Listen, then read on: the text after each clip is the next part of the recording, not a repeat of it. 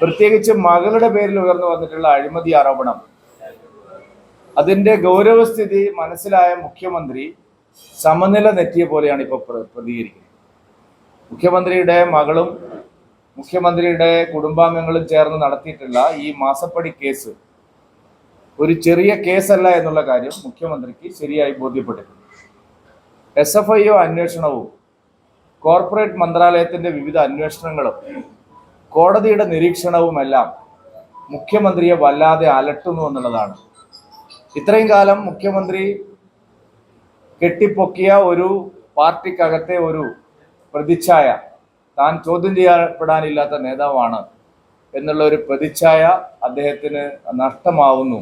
തൻ്റെ തെറ്റുകൾ പുറത്തേക്ക്, പാർട്ടിക്കകത്തും പുറത്തേക്കും കൂടുതൽ കൂടുതൽ തെളിഞ്ഞു വരുന്നു എന്നുള്ള തിരിച്ചറിവാണ് മുഖ്യമന്ത്രിയെ ഇത്രയും അസ്വസ്ഥനാക്കുന്നത്.